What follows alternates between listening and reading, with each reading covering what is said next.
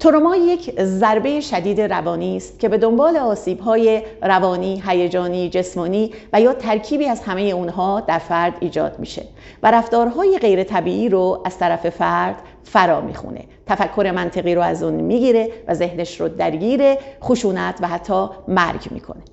رویداد تروماتیک گفته میشه که دو شرط ماهیت و معنا رو داشته باشه. ماهیت یک رویداد بستگی به میزان زخمی داره که اون رویداد از خودش به جا میذاره و معنایی که یک فرد به یک رویداد میده در شدت ترومازدگی مؤثره. مثلا دو فرد متفاوت نسبت به یک رویداد یکسان معنادهی متفاوت دارن، پس ترومازدگیشون هم شدتش متفاوت. عکس‌العمل هایی که فرد نسبت به یک تروما نشون میده میتونه واکنش های جسمانی مثل تپش قلب یا اختلال در خواب، خشم نسبت به خود و دیگران، کاهش هوشیاری و یا واکنش‌های رفتاری باشه مثل دوری گزیدن از موقعیت‌هایی که اون تروما رو به یادش میاره.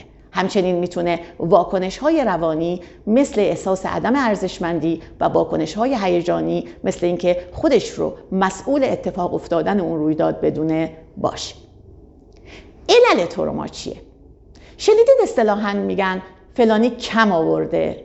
زمانی که آستانه تحمل ما نسبت به یک رویداد پایین باشه، اون موقع است که ما دچار ترومازدگی میشیم. حالا بریم ببینیم درمانش چیه.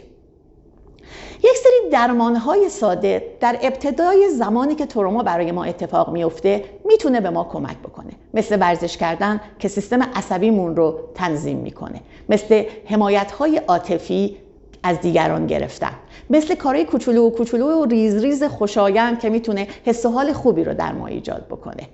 معنادهی به یک تروما هم میتونه به ما کمک بکنه که از اون تروما راحت‌تر عبور بکنیم. اگر ما یاد بگیریم همانطور که به شادی ها معنا میدیم، به رنج هامون هم معنا بدیم و از دل رنج هامون به نوعی یک معنایی رو پیدا کنیم، عبور کردن از اون رنج و از اون تروما آسان‌تر میشه.